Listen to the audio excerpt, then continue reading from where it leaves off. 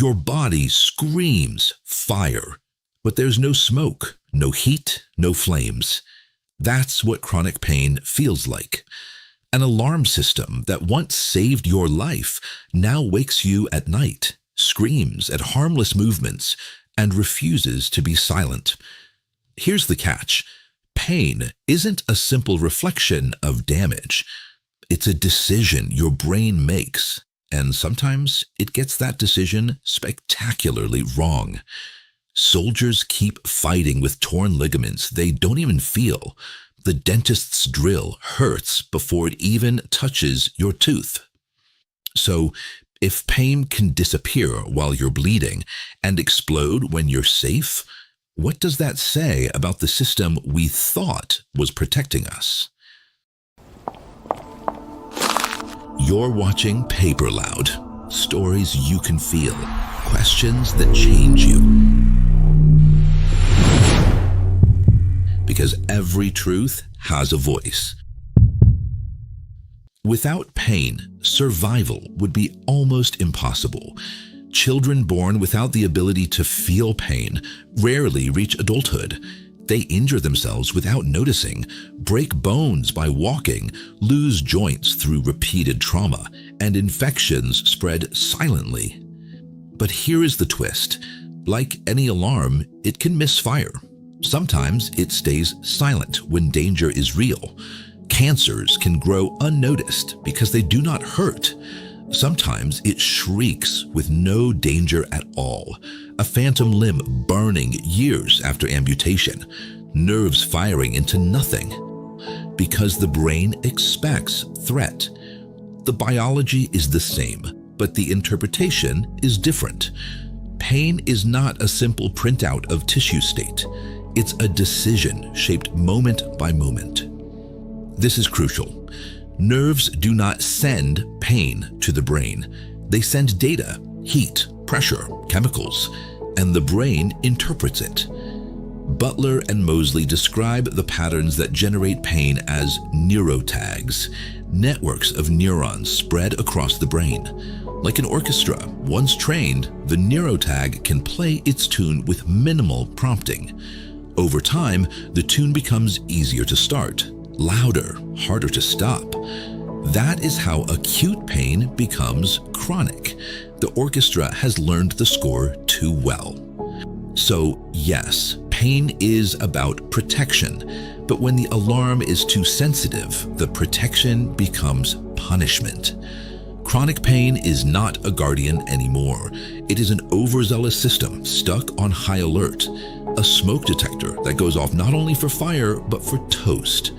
The challenge is to recognize when pain still signals useful danger and when it has become noise that blocks life. Why pain and damage don't match. If pain simply mirrored injury, medicine would be easy. Fix the tissue, silence the signal, problem solved. But reality refuses to comply. MRI studies reveal that more than 30% of people over 40 show herniated discs without symptoms. In older adults, the figure climbs above 60%. On the other hand, patients can be immobilized by severe back pain even when scans look pristine. The link between damage and pain is weaker than most expect. The reason lies in interpretation. The nervous system acts like a security guard collecting evidence. Nociceptors in skin, joints, and organs detect potential threats, but they are not pain receptors. They send signals about heat, stretch, or acidity. The brain then convenes a courtroom. Past injuries, emotional state, fatigue, beliefs, even cultural norms weigh in. A cut at the office may feel worse if you are stressed. The same cut on holiday may hardly register. A sprained ankle on the soccer field may be bearable because adrenaline says keep going, but the same sprain at home can feel unbearable. That fluidity is why the idea of a fixed pain threshold is misleading. Sensitivity is constantly tuned. Researchers call the amplification central sensitization. The spinal cord and brain increase the gain on incoming signals. Harmless touch or gentle movement can now hurt intensely. The system has turned the volume knob too high.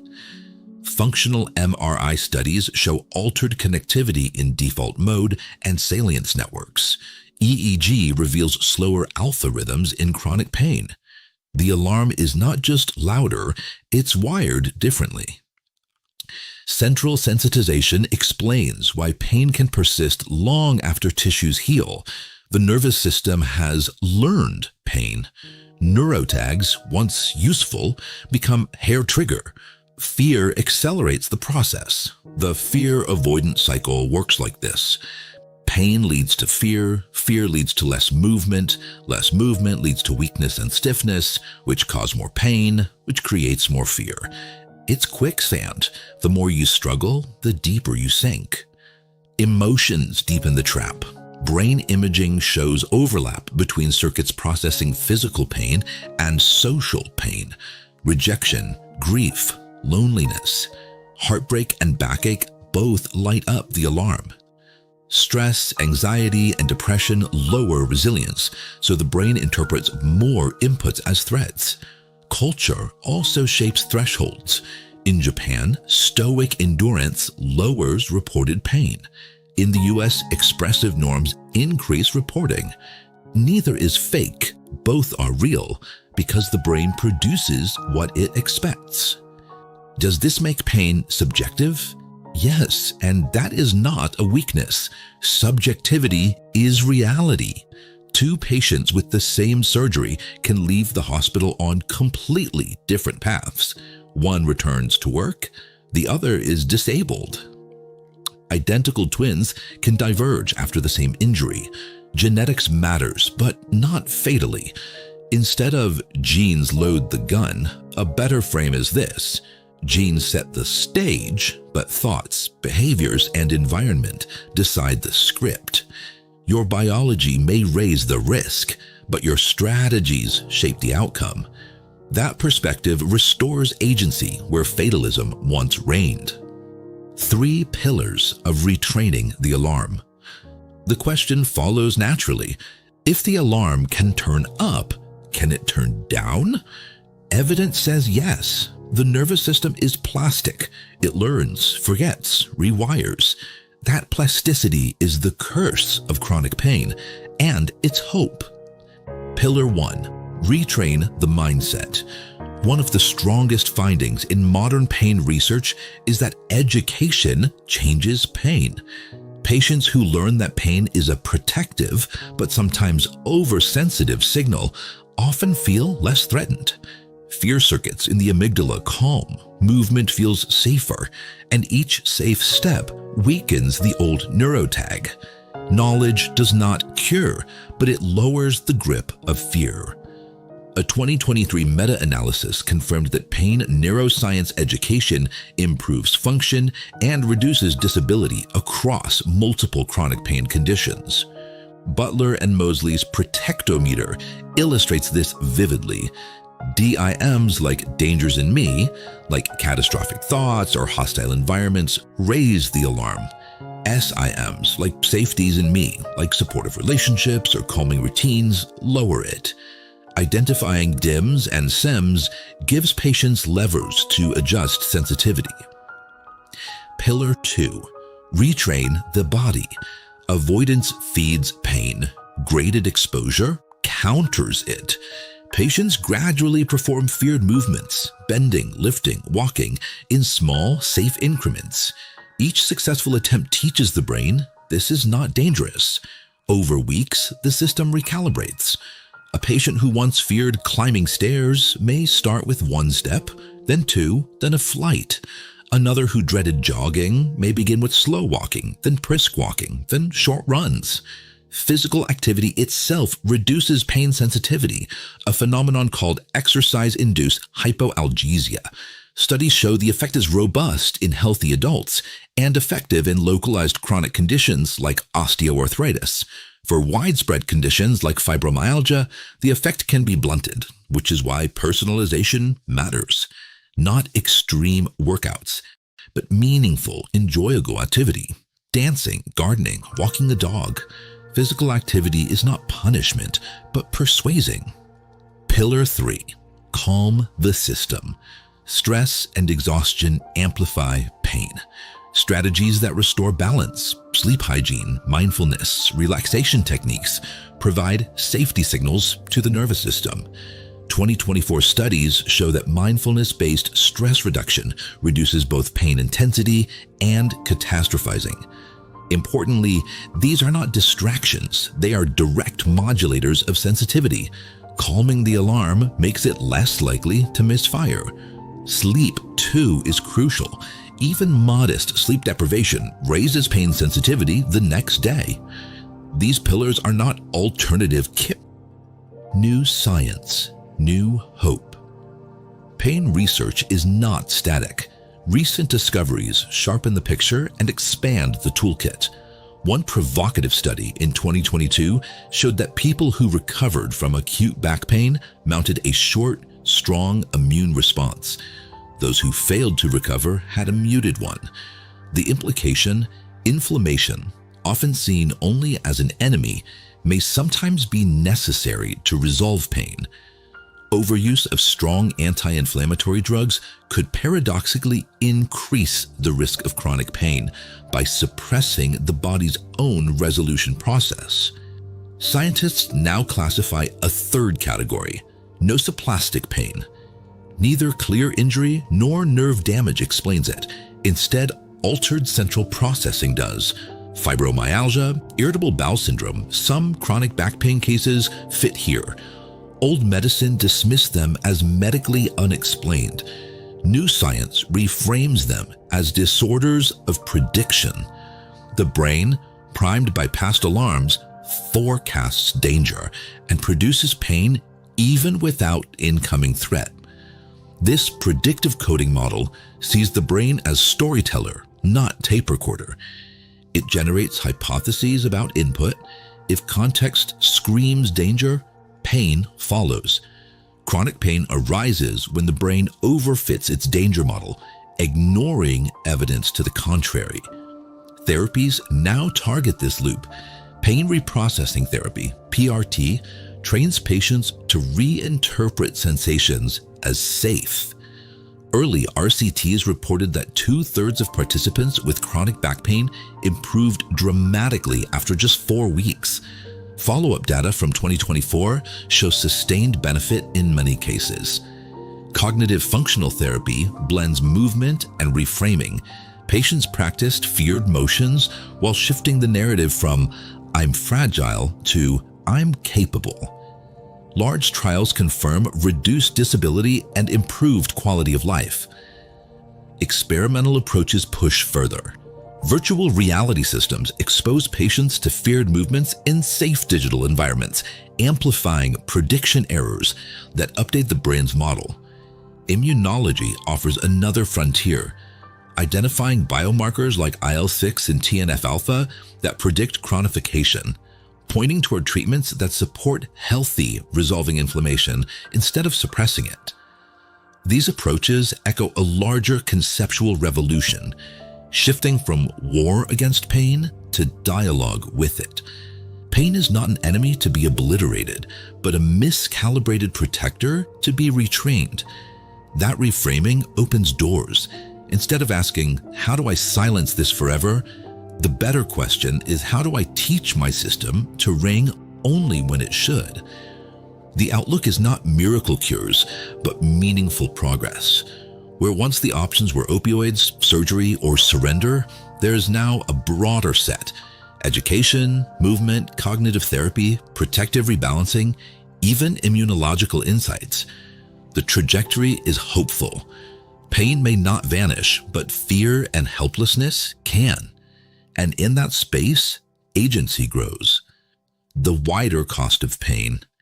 Chronic pain is not only a private burden, it is a public crisis. According to the World Health Organization, musculoskeletal pain alone is one of the leading causes of disability worldwide, responsible for more lost years of healthy life than cancer or heart disease. In Europe, chronic pain affects about 20% of adults. In the United States, estimates climb closer to 30%. Behind these numbers lie millions of workdays lost, billions in healthcare costs, and countless lives diminished not only by pain itself, but by the anxiety, depression, and social isolation it breeds. The opioid epidemic is one stark symptom of this crisis. When medicine treats pain only as something to be silenced, the result is dependency, overdose, and shattered communities. At the other extreme, dismissing pain as psychological leaves patients unheard and untreated. Both failures stem from the same misunderstanding, seeing pain as either purely physical or purely mental, instead of as the complex conversation between body, brain, and society that it truly is. The costs extend beyond hospitals and pharmacies. Families fracture under the strain of caregiving. Economies lose productivity. Entire healthcare systems groan under the endless cycle of scans, surgeries, and prescriptions that fail to resolve chronic pain. Yet within this burden lies opportunity. If education, movement, and stress reduction can restore agency to patients, the payoff is multiplied. A person who learns to walk without fear may have returned to work, reconnect with family, and reduce medical visits. One nervous system recalibrated ripples outward into entire communities. That is why pain science matters. It is not abstract theory. It is a roadmap toward a healthier society, one that treats suffering not with dismissal or dependence, but with understanding. Every advance, from recognizing nociplastic pain to testing predictive coding therapies, is not only a step for patients, but a relief for systems overwhelmed by disability. Pain will never disappear from human life, but if we can manage it with nuance, the benefits will be felt far beyond the individual. Pain is not a life sentence. It is not a foe to be crushed at all costs. It is a signal, sometimes useful, sometimes false, often too loud, but always a call to listen. If we see it as a protector gone astray, rather than as pure punishment, we regain power. This journey is not about silencing every alarm. It's about calibration, balance, and hope. Stay curious, stay kind to your nervous system, and stay with us. The story of pain has only just begun. That wraps up the first chapter of our monthly theme, Pain Reconsidered. Over the next few weeks, we'll dig deeper into what drives this misfiring alarm system, and more importantly, what you can actually do about it. Part 2 explores the memory of pain, how your brain remembers pain, and why repeating old patterns can hurt more than the original injury. Part 3 shows how movement, mindfulness, and knowledge reinforce each other, and why small, confident steps often achieve more than medication ever could. Part 4 turns to the social cost of chronic pain and what happens when millions of people are stuck on high alert at the same time. This month is all about understanding, change, and responsibility for your body and for the nervous system that's trying to protect you, even when it's too loud. You'll learn how to recalibrate your protection system, shifting from fear to trust, from helplessness to agency.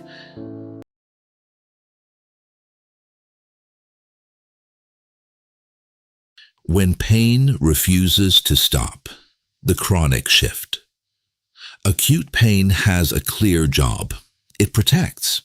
A sprained ankle hurts, so you stop running. A cut throbs, so you clean and cover it. That is protection in action. Chronic pain is a different creature. It is the same alarm system, except it malfunctions. The smoke detector that keeps shrieking after the fire is out. Calling it protection without that distinction can mislead.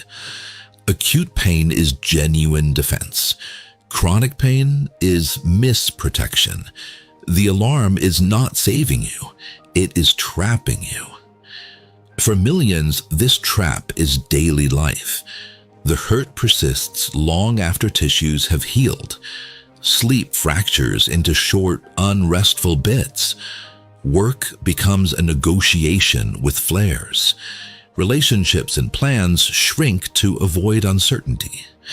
The person is not failing to heal. The system that decides when to sound the alarm has learned to over-report danger. This shift is now formalized. Alongside nociceptive pain from tissue injury and neuropathic pain from nerve damage, a third category has entered clinical language: nosoplastic pain. It describes pain that persists for longer than 3 months without clear evidence of ongoing tissue damage or nerve lesion, and is often accompanied by fatigue, sleep disturbance, and disproportionate responses to mild stimuli. Examples include fibromyalgia, irritable bowel syndrome, tension-type headache, and much chronic low back pain. Naming matters. For decades, people with long-lasting pain and clean scans were told the problem was imaginary. Nosoplastic pain says otherwise. The problem is real, not in your head as accusation, but in the system as maladaptive plasticity. The nervous system has amplified its own reflex until protection becomes punishment. That is not weakness or character flaw. It is learning misapplied. Because pain is both biological and personal, the path into chronicity differs across individuals. A stressful year plus a minor injury, a viral illness plus poor sleep, a perfect storm of hormones, workload, and social strain. Any of these can tilt the alarm toward chronic. The common thread is a nervous system that starts to predict danger more often than safety. And when the brain predicts threat, pain is its best bet. Chronic does not mean constant. Many live with flares and lulls, spikes that erupt after stress, weather changes, or restless nights. The tissues are not changing hour by hour, but the context is. Recognizing variability helps people stop chasing one hidden injury and start mapping patterns. What turns the alarm up? What helps turn it down? That map is the first tool of prevention. Common missteps at the beginning are understandable. Over-testing can create fear. Over-resting breeds deconditioning. Both strengthen the alarm. The middle path is steadier.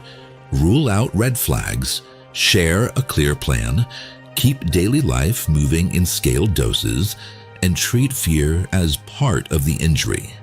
When people are given this map early, fewer get lost in chronicity. The science of nosoplastic pain. Nosoplastic pain emerges when nociception is altered. Plan inputs are labeled dangerous. Clinically, one sees allodynia, pain from gentle touch, or hyperalgesia, exaggerated pain from mild stimuli, non-restorative sleep, brain fog, and widespread tenderness. None of these require ongoing tissue injury to persist. They require a sensitive network.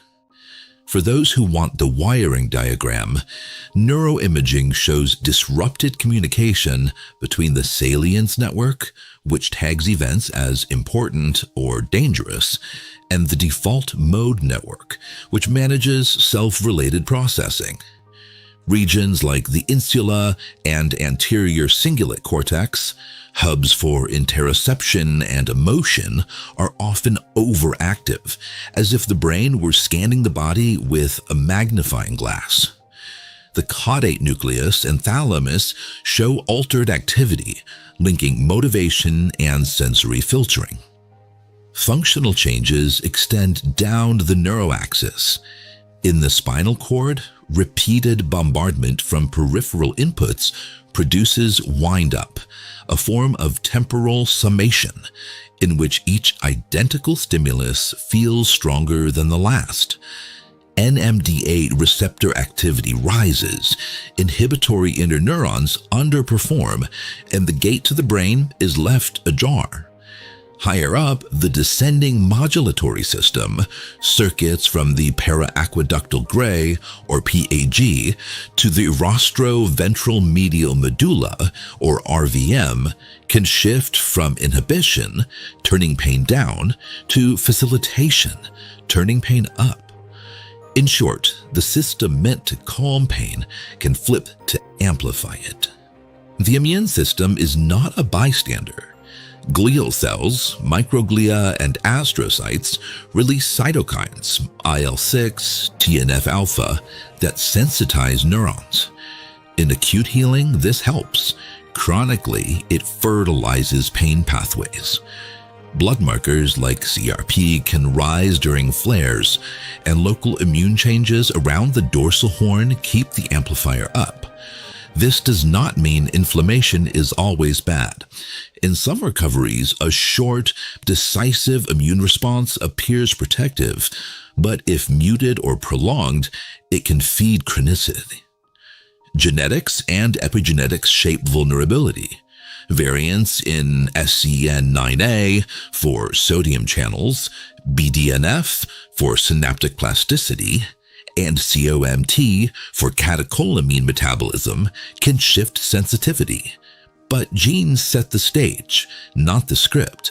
Stress, sleep, movement, diet, and social support write the performance by altering epigenetic marks, methylation, and histone modifications that tune the system up or down. This is why two people with similar injuries diverge so widely. Same shared risk, different trajectories. Electrophysiology adds another window. EEG studies find slower peak alpha frequency and altered microstate dynamics in some chronic pain populations, suggesting the resting brain spends more time in patterns that favor vigilance. Conditioned pain modulation, the pain inhibits pain reflex, is often blunted, a sign that descending inhibition is weak. Combined with imaging and immune data, these signals may soon form multimodal biomarkers. No single test diagnoses nociplastic pain today, but combined models are improving every year. A debated piece of the puzzle is small fiber neuropathy in subsets of patients labeled nocioplastic. Some studies find reduced intraepidermal nerve fiber density despite normal large fiber tests. Others argue this cannot explain widespread symptoms. The safe conclusion is nuanced. In some patients, microstructural loss may contribute, and when present, it deserves treatment, for example, addressing metabolic, autoimmune, or toxic causes. Even then, central sensitivity often remains the main driver. This is not either/or. Both layers can coexist and may require parallel strategies. Why the alarm stays on? Central sensitization and fear. The unifying mechanism is central sensitization, turning the gain knob higher. With repetition, the neural ensemble for pain, the neurotag, fires more easily.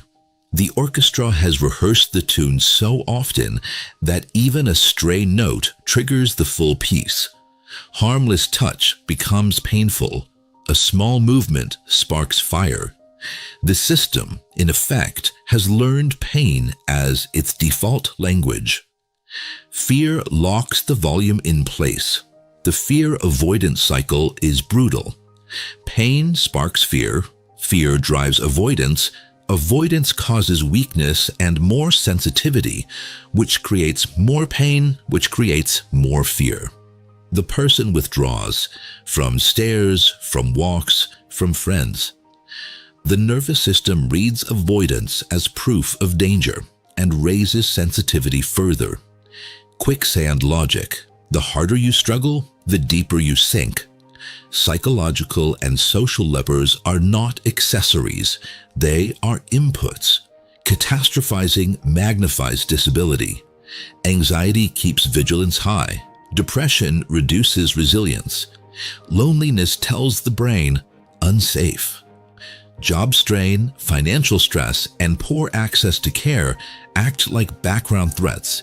In fact, economic insecurity and lack of social support are potent yellow flags, right alongside fear and poor sleep. Pain is biopsychosocial, and the social part includes wallets, workplaces, and networks. Sleep makes or breaks the cycle. One bad night raises next-day pain sensitivity. Chronic insomnia primes the whole system. Alcohol sedates, but fragments sleep. Caffeine sustains vigilance. Food matters too, through energy and inflammation. Language matters too. Degeneration scares. Sensitivity empowers. The brain cares about meaning as much as movement. Purposeful goals beat generic exercise. Walking to a cafe with a friend beats walking a treadmill alone. Reality check.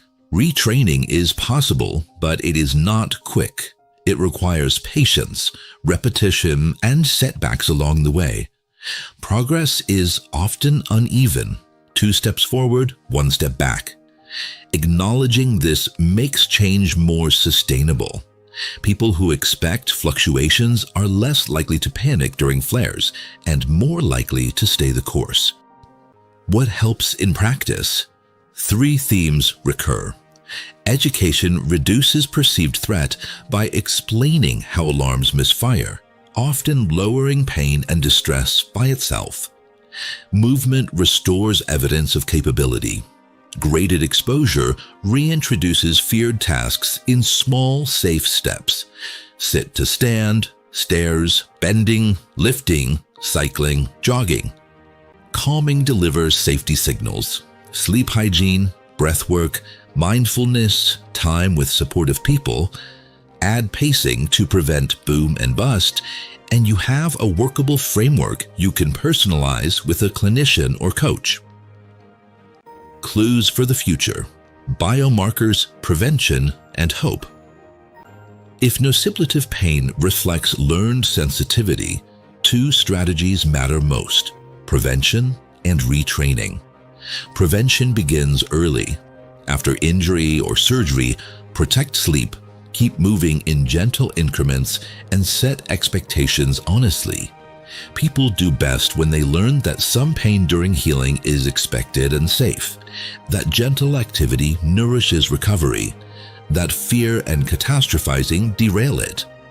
Clinics should screen for red flags, fractures, infections, nerve compromise, but also for yellow flags: fear, depression, poor sleep, job stress, financial insecurity, and poor access to care. Addressing these early lowers the chance that a temporary problem becomes permanent. Retraining uses converging tools. Pain neuroscience education reframes danger as sensitivity in clear language. Graded exposure breaks avoidance by reintroducing feared tasks stepwise. Each success supplies a prediction error that tells the brain this is safe. Exercise-induced hypoalgesia adds a physiologic bonus. After activity, many people feel less pain as endogenous opioids and endogenous cannabinoids shift the balance. The effect is not universal. Widespread pain like fibromyalgia may blunt that effect, which is why programs are personalized rather than one-size-fits-all. 2 structured approaches integrate these elements. Cognitive functional therapy blends movement with belief change and behavioral experiments. A therapist identifies unhelpful narratives, then guides specific movements while reshaping the story, from fragile to capable. Pain reprocessing therapy focuses on reinterpretation of sensations as safe, often using somatic tracking and exposure to feared feelings. Early randomized trials are promising. Replication and long-term follow-ups will clarify how durable the benefits are and which patients benefit most. Future directions target prediction itself. The predictive coding view treats pain as the brain's best guess under uncertainty. Treatments aim to update those guesses. Expectation violation exercises challenge old predictions by proving safety in controlled conditions. Virtual reality creates vivid but safe mismatches that help rewrite priors.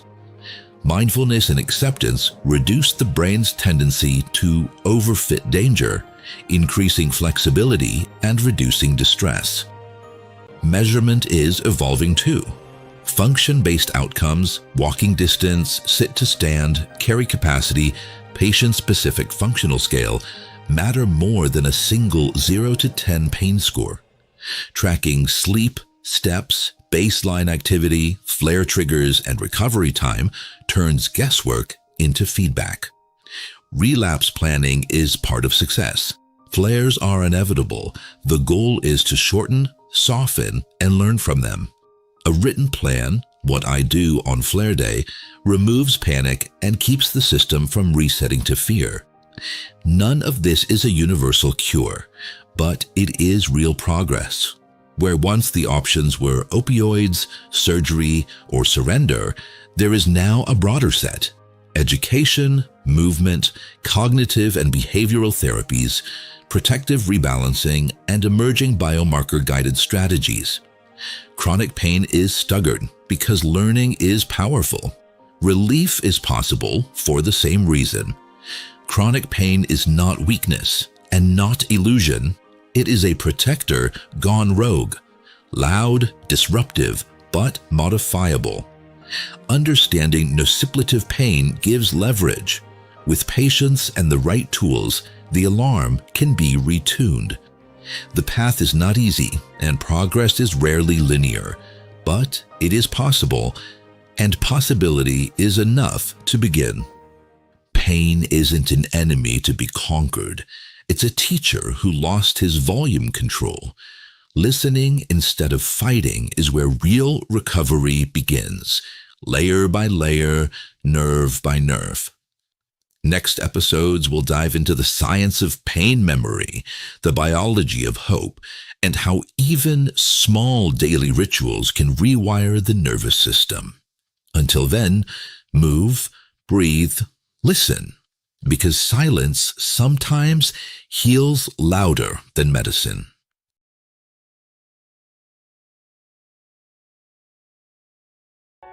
Chronic pain feels like betrayal. Your body keeps sounding the alarm even when nothing is visibly wrong. The scans are clean, the wound is gone, and yet the siren blares on. For many, the first question is, if nothing is broken, why does it still hurt? Here's the crucial shift. Pain is not a fixed printout. It's a trainable system. Acute pain protects. Chronic pain misprotects. It's the smoke detector that shrieks even when you're just making toast. Modern neuroscience explains why. The predictive coding model says your brain constantly generates guesses. What's happening in the body right now? It then compares those guesses with incoming signals. In acute injury, the match is meat. Damage equals pain. Rest equals recovery. But in chronic states, the predictions drift toward danger. The alarm keeps ringing even when the evidence is weak. And no, your brain isn't literally asking questions like a little detective. This is non-conscious synaptic math happening billions of times a second. Still, the analogy helps us grasp the core. The system is leaning toward fear. Other models sharpen the picture. Active inference adds that the brain doesn't just predict, it acts to confirm its fears. Muscles tighten, vigilance spikes, sensations amplify. Congratulations, your nervous system just staged a self-fulfilling prophecy. The motivation decision model zooms in on choice. Pain competes with reward. When threat wins too often, you cancel plans, shrink your world, and avoid anything uncertain. Chronic pain isn't just discomfort, it's a hostile takeover of your decision-making. And let's not forget the immune system. Glial cells, cytokines, inflammation, they don't politely stay in their lane. They chat constantly with neurons. Think of it less like a tidy machine, more like a gossip chain. Your brain and immune system egg each other on until both are overreacting. What's the point of these theories? They reveal a hidden advantage. If pain is learned over protection, it can be unlearned. Every safe bend, every walk without catastrophe, every night of decent sleep, every supportive conversation, these are safety signals. Stack up enough of them and the system shifts. That's where strategies come in. Graded exposure provides proof that feared movements are survivable. Exercise-induced hypoanalgesia taps your body's inbuilt brakes. The protectometer helps you map what turns pain up and what turns it down. These are not gimmicks. They are ways of showing your system new evidence. But let's stay realistic. Rewiring a nervous system is not flipping a light switch. It's training. It's messy. 2 steps forward, 1 step back. Some days feel like betrayal all over again. That doesn't mean failure. It means plasticity takes time. Public health bodies, WHO, CDC, and EFIC, finally get it. Since 2023, they've pushed education, early movement, and telehealth as prevention tools. The earlier the nervous system learns safety, the less chance it gets stuck in overprotection. So why do strategies matter? Because pain is not destiny. It's a negotiation between body, brain, and environment. If that negotiation has been hijacked by fear, it can be renegotiated, not quickly, not easily, but renegotiated all the same. But what if fear itself becomes the loudest voice in the room? Graded exposure, undoing the fear avoidance cycle. One of the cruelest traps in chronic pain is the fear avoidance cycle. Pain sparks fear. Fear breeds avoidance. Avoidance leads to weakness, isolation, and greater sensitivity. The next attempt at movement feels harder, more threatening, more painful. Round after round, the cycle reinforces itself until life is reorganized around not triggering pain. Graded exposure is the structured way out of this loop. Instead of either pushing recklessly through pain or retreating from it entirely, graded exposure designs a ladder of safe steps. Each step deliberately targets a feared activity, bending forward, climbing stairs, lifting groceries, but in a version so scaled down that the nervous system cannot credibly label it dangerous. Over time, the steps accumulate into a body of proof. These movements are safe. The science is strong. Recent RCTs 2023 to 2024 confirmed that graded exposure reduces pain-related fear, kinesiophobia, catastrophizing, and disability levels. In adolescents, customized exposure plans were as effective as full multidisciplinary programs, provided the tasks were meaningful to the patient. Adults with chronic low back pain showed similar results when therapy zeroed in on their own avoided activities, function improved, and distress dropped. The mechanism is not mysterious. Neuroscience describes it as prediction error learning. The brain expects catastrophe when you bend or lift. When catastrophe fails to appear, the gap between expectation and reality forces an update. Repeat enough mismatches and the prediction itself changes, like maybe this is not this dangerous after all. This is the nervous system's plasticity harnessed in the patient's favor. A practical example. Imagine someone who has avoided tying their shoes for years, convinced that bending forward would damage their spine. A therapist might start with a simple forward lean while seated, supported by hands on thighs. The patient rehearses this until it feels routine. Next rung, reaching closer to the ankles. Next, placing one shoe on a stool and leaning just enough to touch the laces. Each success sends the same message: safe, safe, safe. Eventually, the person ties both shoes standing, not because the spine is fixed, but because the alarm no longer screams at the movement. Rules that make exposure effective. Individualization. The latter must fit the person's actual fears, not generic exercises. Small steps. Leaps invite flare-ups. 5 to 10% progressions sustain confidence. Consistency. Daily or near daily rehearsal matters more than intensity. Context variation. Once a movement feels safe in one setting, try it in another, different room, time, surface, to broaden safety signals. Logging. Write down predicted fear versus actual outcome. The visible mismatch reinforces learning. Setbacks will happen. A flare during exposure does not mean damage. It means the rung was too high or the nervous system was primed by poor sleep, stress, or other DIMS, danger in me factors. The fix is to adjust, shorten the hold, reduce load, or add a support. Progress resumes once safety is reestablished. Importantly, graded exposure is not the same as graded exercise. Graded exercise builds fitness by gradually increasing load, regardless of fear. Graded exposure, by contrast, specifically targets feared activities, even if the load is minimal. The goal is not endurance or muscle strength, but dismantling the link between movement and threat. This distinction matters because many patients are told just exercise. Without addressing fear, generic exercise can backfire, confirming to the brain that movement is unsafe. Exposure, by contrast, uses movement as evidence of safety. That is why its effects extend beyond strength to confidence, autonomy, and quality of life. The broader lesson is empowerment. When patients design their own ladders with guidance, they regain agency.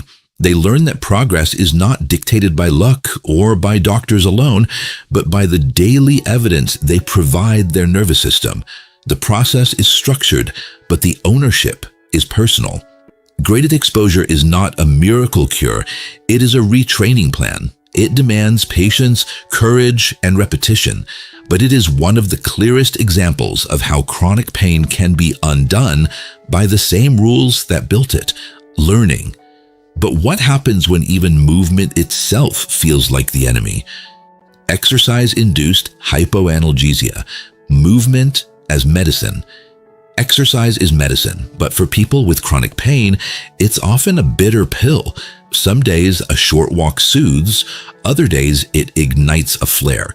The paradox is explained by a mechanism called exercise-induced hypoanalgesia, your body's natural pain relief triggered by movement. In healthy people, EIH works like clockwork. After aerobic or resistance exercise, pain thresholds rise. Endogenous opioids and cannabinoids flood the system. Descending inhibitory pathways activate. Your nervous system, for once, steps on the brakes. That's the science behind a runner's high or post-gym calm. In chronic pain, the picture gets messy. Sometimes the brakes don't engage at all. Sometimes the accelerator sticks.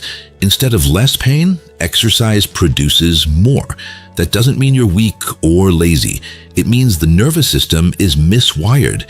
Central sensitization has dampened the very circuits that normally shut pain down. The evidence.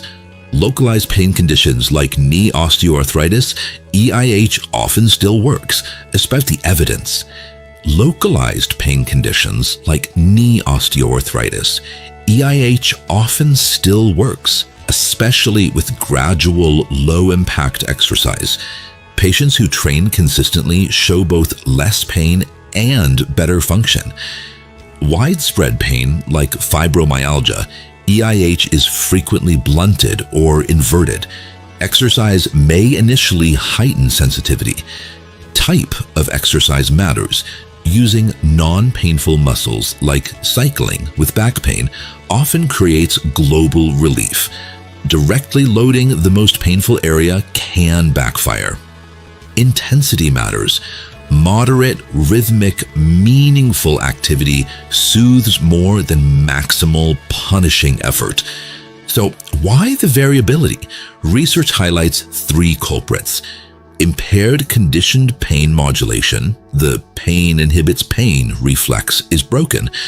Neurochemical imbalance, opioid and cannabinoid signaling falters. And context. If exercise is framed as punishment, the brain doubles vigilance. If framed as play or progress, the system is more willing to ease off. Here's the irony. The meaning of movement matters as much as the movement itself. 10 minutes of walking to meet a friend may calm the system more than 30 minutes on a treadmill you hate. Practical recipe for EIH. Start light. 5 to 10 minutes of gentle, enjoyable activity. Train around pain. Use healthy muscles first, then carefully approach the sore spots. Pair with education. Sensitivity doesn't equal damage. Say it until your brain starts believing it. Protect recovery. Sleep and pacing make the effect stronger. And if you flare, that doesn't mean failure. It means the dose was wrong. Like medicine, exercise needs titration. Adjust the frequency, duration, or intensity, but don't abandon it altogether. EIH is more than symptom relief. It's also a biomarker. Patients who still show a hypoalgesic response tend to respond well to exercise therapy. Those who don't may need extra strategies, graded exposure, cognitive reframing, sometimes medication before the brakes start working again. Public health sees the same logic. Since 2023, WHO and EFIC emphasize community movement programs as frontline prevention. The earlier people experience safe activity, the less chance acute pain becomes chronic. Bottom line, movement is medicine, but dosage matters. Too little and the system never learns safety. Too much and it confirms threat. The art is finding the middle zone where movement teaches your brain, this is safe, this is good, you can trust me again. But what if the biggest amplifier isn't your body at all, but your own thoughts? The psychology of pain, beliefs, fears, and the brain. If pain were only about nerves and tissues, recovery would be simple. But pain has a sneaky ally, the mind. Thoughts, beliefs, and fears don't just sit quietly in the background. They amplify, distort, and sometimes even create the very experience of pain. Ignoring them is like fixing the smoke detector's battery, but leaving the toaster on fire. Let's break down the key psychological levers. Fear avoidance beliefs. Fear is gasoline for chronic pain. The belief that movement will damage me makes avoidance logical, but disastrous. Muscles weaken, confidence shrinks, sensitivity spikes. Studies confirm fear predicts disability more strongly than the original injury. The antidote? Exposure plus education. Show the system that bending, lifting, walking can be safe. The fear shrinks, the space of life expands. Catastrophizing. Catastrophizing is the brain's talent for worst-case storytelling. This pain means my body is breaking down. I'll never work again. I'll end up in a wheelchair. Sound familiar? Neuroscience shows catastrophizing doesn't just depress mood, it lights up pain networks, turning whispers into shouts. Irony alert, the story hurts more than the stimulus. The fix is not just think positive. It's reframing, journaling, therapy, and learning to separate sensation from apocalypse. Self-efficacy, the belief you can act. If fear is gasoline, self-efficacy is the fire extinguisher. Believing I can influence this reduces pain intensity and disability across conditions. Patients who practice pacing, exposure, or protectometer strategies gain more than pain relief. They regain a sense of control. No magic, just biology. Confidence itself rewires the system. Resilience versus learned helplessness. Chronic pain tempts you towards helplessness. Nothing works, nothing will change. This isn't weakness. It's the nervous system learning despair. But resilience can be trained. Small wins, tying your shoes, walking 5 minutes, surviving a flare, build a new identity. I can handle this. Psychologists call it mastery experiences. Pain science calls it plasticity in action. Social buffering. Pain is contagious, but so is safety. Supportive relationships dampen sensitivity, while loneliness and toxic interactions amplify it. Science links social isolation with higher cortisol and greater pain. In other words, a bad boss can hurt your back more than a heavy box. Surrounding yourself with SIMs, safety in me factors, laughter, friendship, compassion, isn't soft, it's strategy. So why dwell on psychology? Because beliefs and fears aren't side issues. They are amplifiers, sometimes louder than nerves. Addressing them isn't about blaming the patient. It's about giving them levers that actually work. Pain is biopsychosocial. Biological, psychological, and social factors are inseparable. Miss one, and the others will drag you back. And here's the twist. These levers cut both ways. Fear and catastrophizing amplify. Self-efficacy and resilience soothe. Social buffering protects. The nervous system listens to all of it, weighing signals like an anxious judge. Your job isn't to silence every thought. It's to stack the scales with safety, trust, and small wins until the verdict shifts. But how do you take all the science, brain, body, psychology, and actually use it in your daily life? Everyday tools, protectometer, pacing, and prevention. Pain science is powerful in theory, but daily life is where the real exam happens. Pain doesn't strike in the lab, it strikes when you're cooking, working, or lying awake at 3 a.m. That's why strategies must leave the clinic and land in the kitchen, the office, the supermarket. 3 tools matter most: the protectometer, pacing, and prevention. The protectometer, DIMs and CIMs in real life. The protectometer isn't a gadget, it's a map of your daily danger and safety signals. You list DIMs, danger in me, and CIMs, safety in me. DIMs, poor sleep, toxic boss, my spine is crumbling, doom scrolling at midnight. CIMs, laughter, morning light, supportive friends, music, 10 minutes of calm. 2024 studies show patients love this exercise. One trial, nearly 100 people listed over 1,200 DIMs and CIMs. The act of writing itself raised awareness. Wait, every fight at work spikes my pain, and every walk lowers it. No, it's not a miracle cure, but it's agency. The nervous system is not random. It's weighing inputs. The protectometer helps you stack the deck. Caution: for anxious or perfectionistic patients, logging every micro DIM can become a new DIM. The point isn't to obsess, it's to notice patterns. Done lightly, it empowers. Done obsessively, it imprisons. Escaping the boom and bust trap. Many with chronic pain live in cycles of boom and bust. On a good day, they overdo it, cleaning, shopping, working overtime, then crash for days. The nervous system learns chaos, not capacity. Pacing flips the script. You stop based on time or task, not on agony.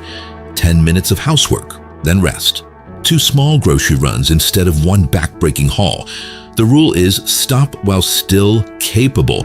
It feels wrong at first, lazy even, but it builds consistency. Over time, the roller coaster flattens. Fewer crashes, fewer flares, more predictability. The bigger picture. Pain is not just biology, it's also sociology. The WHO and EFIC now treat chronic pain as a public health crisis. Why?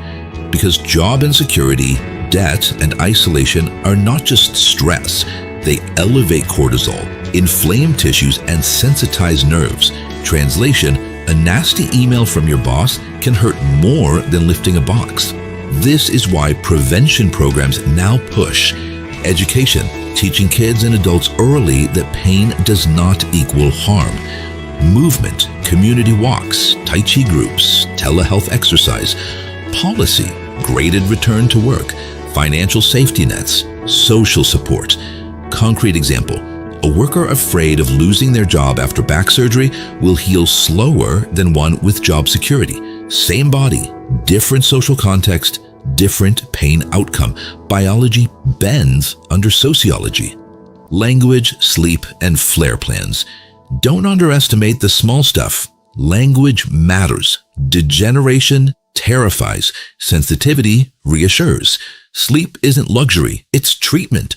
Consistent wake times, light exposure, caffeine cutoffs, each is a CIM for your nervous system. And flares? Plan for them. Write a script. This is a flare, not a failure. Today, I scale down, rest, reset. With a plan, a flare becomes a bump, not a cliff. These tools all say the same thing. Pain is programmable. Daily choices matter. CIMs calm. DIMs agitate. Pacing stabilizes. Prevention protects. None of these are glamorous, but they are levers you can pull every day without waiting for a prescription. But when the tools, science, and psychology all come together, what does the way back actually look like? Pain science isn't bedtime reading, it's survival knowledge. And you've just seen why. Your nervous system is plastic, stubborn, but trainable. You're not broken, you're not weak. You're caught in a system that can relearn. That's the Paper Loud promise. No sugarcoating, no empty slogans, just the mix of hard science and sharp realism that gives you tools, not platitudes. So if this hit you, don't just close the tab. Share it, argue with it, test it in your own life, because pain won't wait, and neither should you. Next time, we push the story further, how setbacks can become turning points, and how to keep the system on your side even when everything screams against you. Back to movement, back to trust, back to life.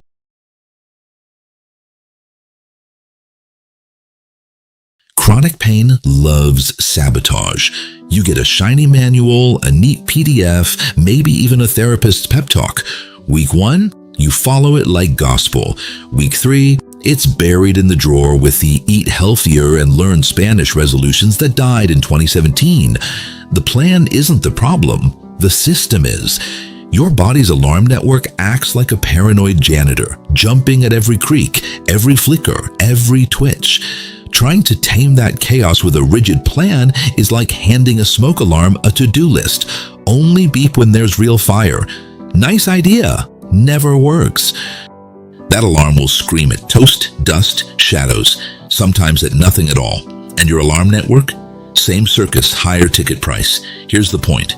Graded exposure, pacing, and exercise-induced hypoalgesia can help, but only when stitched into daily life. They shine in clinics, then shatter in kitchens, offices, and traffic jams. A plan that ignores crying kids, midnight shifts, or bosses emailing at 10 p.m. is as sturdy as origami in the rain. Without translation to the mess you live in, they stay theoretical, like gym membership receipts masquerading as fitness. Think detox teas, 3 days of, wow, I feel amazing. Then reality hits. You're dehydrated, cranky, and broke. If consistency depends on perfect days, the design is wrong, not you. Fear makes it worse. You start strong until the first flare. Pain spikes, progress feels erased, and the inner voice hisses, see, you're broken. That belief derails more recovery than any wrong stretch ever could. It's not a character flaw, it's predictive coding gone feral. Your brain weights threats so heavily that any spike becomes a verdict. Cue the spiral. Fear, avoidance, deconditioning, more pain. Now zoom out. What was actually missing? Not motivation, not discipline, a buffer system. The gap between the neat plan and your messy life needs bridges. habit scaffolds, flexible slots, backup routes, group reinforcement, and a written playbook for bad days. Without these, even the best techniques have the durability of soap bubbles. Take your own manual. 15 minutes of exercises, mindfulness journaling, gradual activity. On paper, easy. In life, rotating shifts, 4 hours of sleep, a noisy flat. The plan fails not because it's bad, but because it's blind. Reviews from 2023-2025 hammer this home. Strategies only work if they flex with your rhythms, stress, and social context. Rigid plans are IKEA furniture without instructions. Sure, you've got wood and screws, but good luck building the bookcase. If posters healed people, clinics would have cured us with wallpaper. Imagine getting a 5-course recipe without a kitchen or electricity. When it flops, they blame you. The product is tidy, your life is not. 2 households, same plan. Person A, predictable hours, partner support. Person B, night shifts, single parent, neighbors who drop bowling balls at midnight, identical exercises, radically different outcomes. The second plan doesn't need more willpower, it needs modularity. 5-minute versions of every exercise, movable time windows, and a pre-agreed minimum viable day that still counts as success. Translation rule, designed for interruptions.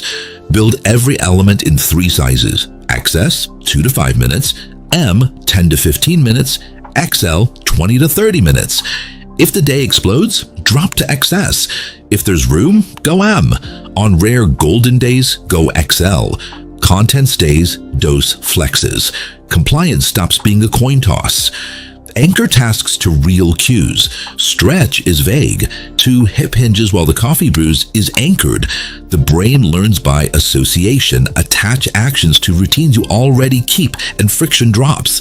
When in doubt, make the task smaller and the trigger clearer.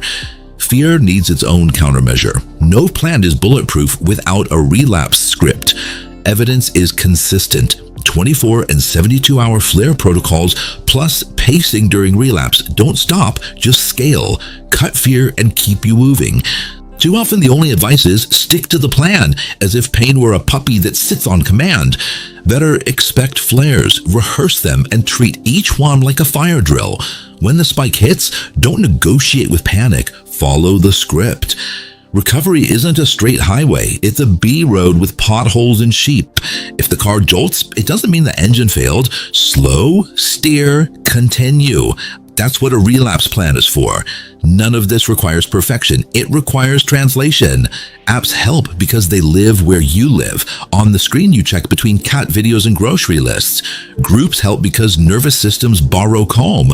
Little wins help because the brain trusts what it repeats. The plan isn't wrong, the delivery system is. So yes, keep the manual, keep the exercises, keep the pacing rules, but stop pretending your calendar is a laboratory. Build bridges, size options, anchors, buffers, and a relapse script. Watch how the same content behaves differently in the real weather of your week. The tide is turning. Studies from 2023-2025 show that digital support, flexible manuals, group reinforcement, and written flare plans form a practical bridge. The future isn't perfect execution, it's constant recalculation. You don't fail the plan, the system reroutes you back onto it. So where do those recalculations live? Likely in your pocket already. Block 2 explores why the next chapter of pain therapy isn't in binders, but in your smartphone. Digital helpers, when your phone handles pain better than your discharge papers. The future of pain therapy isn't a binder of exercises collecting dust. It's your smartphone. Digital tools have rescued treatment plans from collapse more than the classic advice to just stick to it. Apps aren't side dishes anymore. They're nervous system hackers that slip into your pocket without asking permission. Apps like Help or Deborah aren't just motivational calendars. They deliver nudges, track flare-ups, and turn chaos into patterns. The brain craves feedback, and if that feedback comes in colorful graphs or push notifications, so be it. A streak counter isn't magic, but it tricks the reward system just enough to keep the wheels turning. Instead of vague promises, move more, stress less, the phone translates them into bite-sized pings. Stretch here, breathe there, walk now. Be honest. Which do you check more, your exercise manual or WhatsApp? That's why researchers moved therapy to the one place you can't ignore, between cat videos and grocery lists. Studies from 2023-2025 show this isn't hype. Telemedicine check-ins, app-based flare management, and digital feedback loops boost compliance/relapse fear and extend benefits long after clinic visits end. A 12-week app-based back pain program cut pain intensity by over 3 points on the numeric scale. Think flossing. Everyone knows they should do it. Almost no one does. Until their phone buzzes, quick stretch before Netflix. Suddenly, compliance skyrockets. But digital tools only help when they're flexible. An app that screams 15 minutes of mindfulness at 6 p.m. sharp is as useless as a dusty binder. People aren't machines. A single parent juggling night shifts and toddlers needs options, not guilt trips. The best apps adapt, rescheduling, scaling tasks, reframing relapse as practice instead of failure. Example, you open the app at midnight after a brutal shift. Instead of shaming you for missing a session, it offers a 3-minute minimum viable routine, 2 stretches in a short breathing drill. You finish, log it, and the streak survives. That tiny success reframes the day from failure to maintained momentum. Freiburg's 2025 pilot projects nailed this. Telemedicine blended with self-management, group chat support, and emergency flare protocols. Patients didn't just get exercises, they got therapists in their pocket, peers on standby, and a playbook when life exploded. Dropouts fell, self-efficacy rose, outcomes strengthened. Instead of lonely checklists, recovery became a shared project. Once upon a time, it was ask your doctor or pharmacist. Now it's check the app, and if it's urgent, maybe the chatbot. Critics wave the flag of digital barriers, privacy fears, tech skepticism, bad Wi-Fi. But let's be real. The same people worried about pain apps already share half their lives with TikTok, Alexa, and Google Maps. The barrier isn't data, it's trust. Trust builds when apps are transparent, personalized, and backed by clear safety nets. Here's why they work. The brain is built on repetition. Habits carve grooves like trails in a park. Apps lay the trail, remind you to walk it, and cheer you for each lap. Motivation is sugar and coffee, nice but gone in minutes. Habits are concrete. That's why digital nudges matter. They replace pep talks with cues the nervous system respects. Practical tip? Anchor one digital nudge to a routine. If your phone buzzes at 8 a.m. with 2 squats while the coffee brews, you build an association that outlasts motivation. Layer enough anchors and they become autopilot. That's how relapse resistance is built, not with willpower, but with repeated cues that make the choice the default. Some sneer, apps are just crutches. And yes, sometimes they are. But crutches matter when you can't walk. Digital crutches, same deal, until the nervous system steadies itself. The smartest twist is reframing relapse. Instead of catastrophe, it becomes routine. An app can act like a sober coach. Flare detected, reduce activity, maintain light movement, restart in 48 hours. No drama, no shame, just navigation. Relapse stops being a verdict and becomes another rep in training. And when these tools link to social dynamics, peer groups, chat rooms, daily challenges, the effect multiplies. Nervous systems crave social safety. A digital tribe normalizes setbacks and amplifies wins in ways no manual ever could. One person's relapse becomes the group's lesson. One person's win becomes the group's encouragement. The power isn't the app alone, it's the fusion of tech and tribe. Take the patient who nearly quit after a flare. At 10 p.m., their phone pinged, log your day, even if you did less. They hesitated, logged a tiny effort, and found 5 peers had done the same. Instead of shame, there was solidarity. That night didn't mark failure, it marked belonging. So, if Block 1 showed why rigid plans collapse, Block 2 proves where recalculation lives, not in binders, but in the buzzing rectangle already glued to your palm. So what about the dreaded flare-ups, the sudden spikes that convince your recovery was a lie? Block 3 reveals why flares aren't failure at all, but the nervous system's practice field. Flare management, when setbacks aren't failure, but fire drills. Every chronic pain patient knows this moment. Things are finally improving, then the pain explodes. One bad day, one spike, and the thought slams in, it's back. Everything was pointless. That story is the real danger. Not the flare itself, but the belief it means game over. Imagine learning guitar, hitting a wrong chord and saying, well, that's it. Guess I'll never touch music again. Ridiculous, yet with pain. One flare, and people toss the whole instrument. Science has a better playbook. Evidence-based protocols call it 24 or 72-hour flare management. The rules are blunt. Scale down, don't shut down. Pace what you can. Keep moving in smaller doses. Keep routines alive. Return to baseline within 3 days. It's not magic. It's training the nervous system that flares are speed bumps, not cliffs. Clinical trials confirm it. Patients with structured flare plans recover faster, fear less, and drop out less. Instead of panic, they have a checklist. Reduce load, maintain light motion, prioritize sleep, restart gradually. Suddenly, a flare isn't proof of failure, but proof of practice. The nervous system rehearses recovery the same way muscles rehearse strength. It's like driving on ice. If you've rehearsed a skid, you tense less, steer smoother, and get back on track. If you haven't, hello ditch. The tragedy? Most patients never get this training. They leave therapy with the vague mantra, be careful. So the first flare feels like a death sentence. The fear cycle tightens. Pain to fear to avoidance to weakness to more pain. Cue despair. Newer programs flip the script. Patients rehearse flares like fire drills. They build emergency scripts. Who to call, which exercises to scale back, which to keep. Some apps even auto-detect flares, sending instant nudges. Lower dose today. Light walk. Resume tomorrow. The effect? Confidence instead of chaos. Concrete steps every patient can use. Write a flare checklist in advance. 3 scaled-down activities you can still do. Pre-plan recovery windows, 24-hour and 72-hour scripts with lighter versions of your routines. Notify a flare buddy, someone who reminds you relapse is normal, not doom. Use tracking tools, note triggers, recovery speed, and wins, and end each flare with a marker of success, a short walk, a stretch, or even logging the event.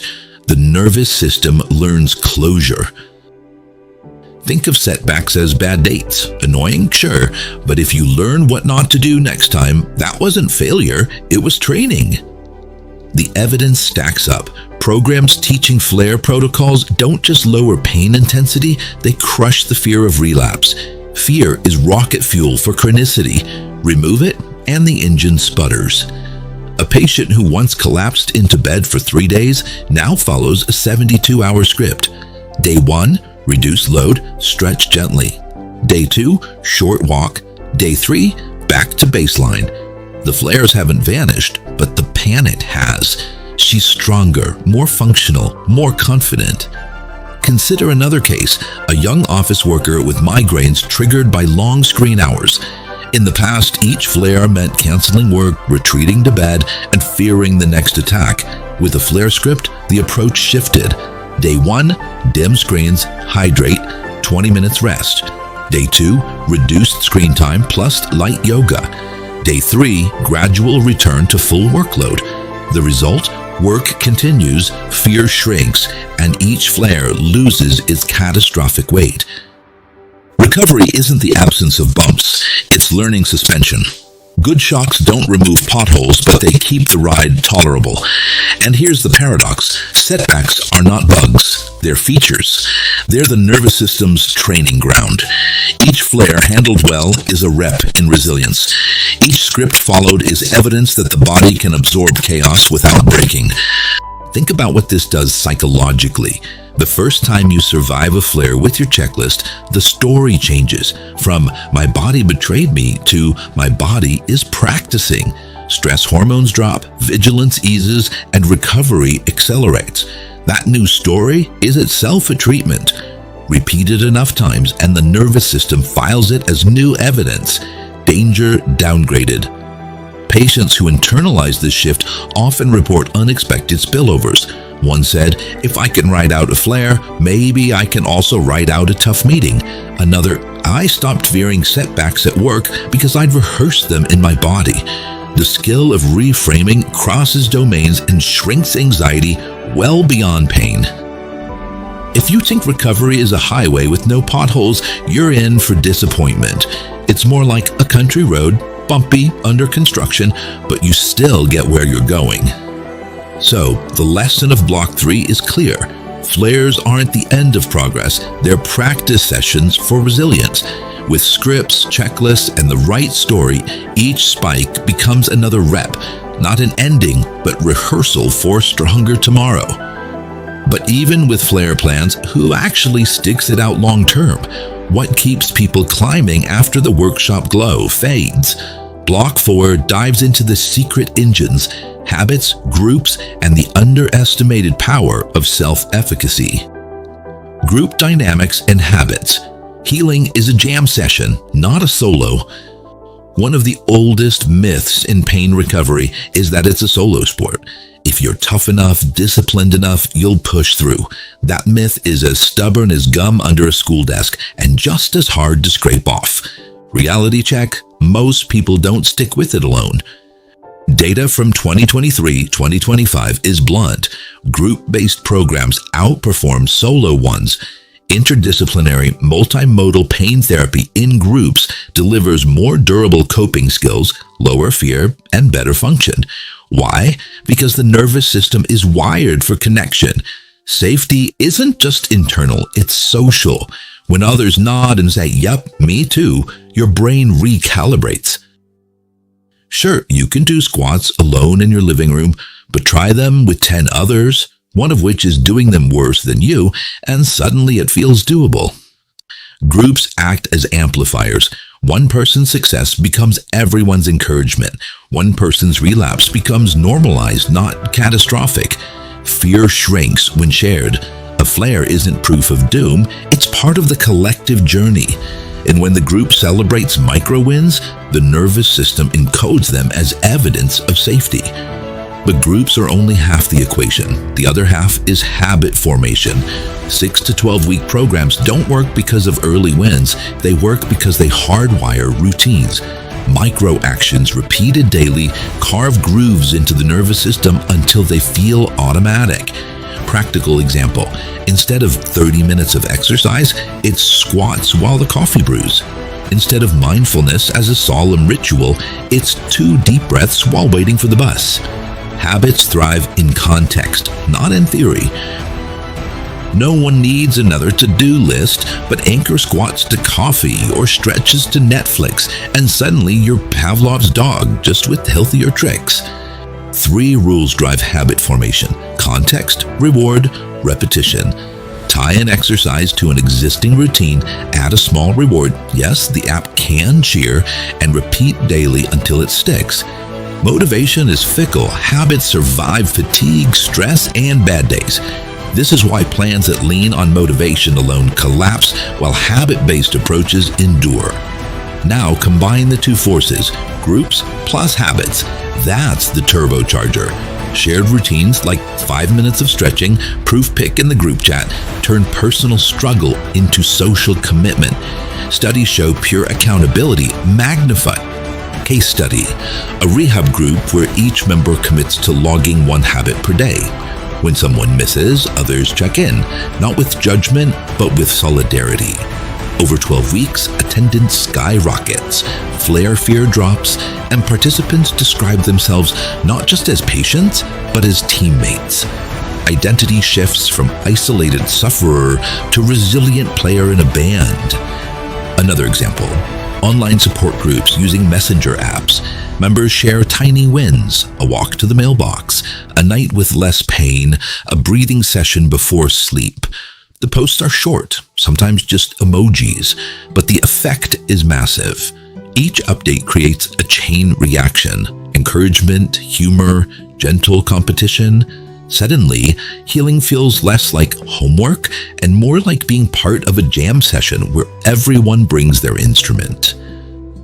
Anyone who claims they don't need group support is either lying or has monk-level discipline. For the rest of us, groups are dopamine on tap. Self-efficacy, the belief I can do this, skyrockets when wins are visible and shared.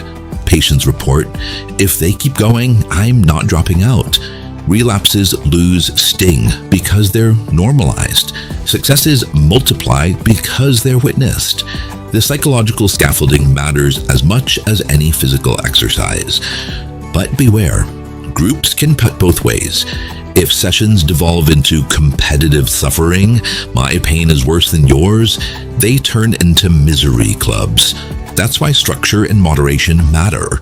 Effective groups focus on progress, not misery marathons. There are two kinds of groups, the ones that pull you up and the ones that pitch tents in the valley of complaints.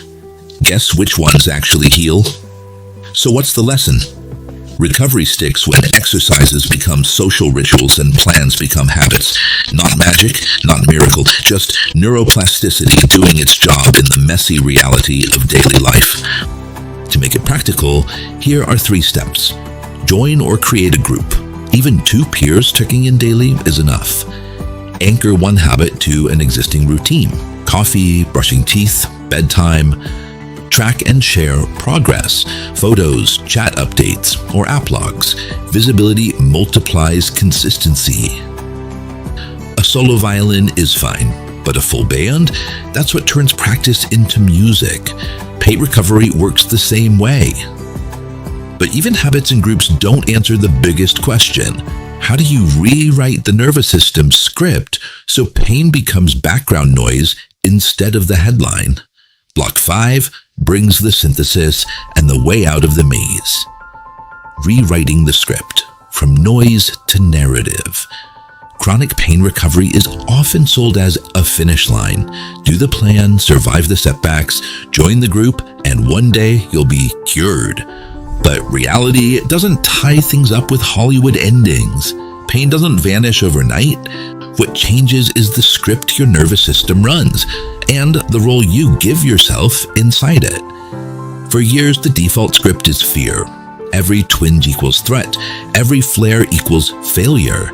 That script burns itself so deeply into the nervous system that it becomes the headline of daily life. Danger, broken, hopeless. No wonder patients feel trapped. It's like your brain's newspaper only has one section, disaster. Who wants a subscription to that? The real goal isn't erasing pain, it's rewriting the narrative. Science calls it predictive coding. Translation, the brain doesn't just register signals, it interprets them. If your story screams danger, the volume of pain skyrockets. If your story shifts to practice, progress, resilience, the signal quiets. Same input, different output. We've seen the tools already. Block 1, rigid plans collapse without translation.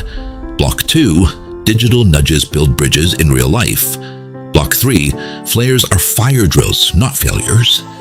Block 4, groups and habits turn lonely struggles into rituals of safety. Now the synthesis.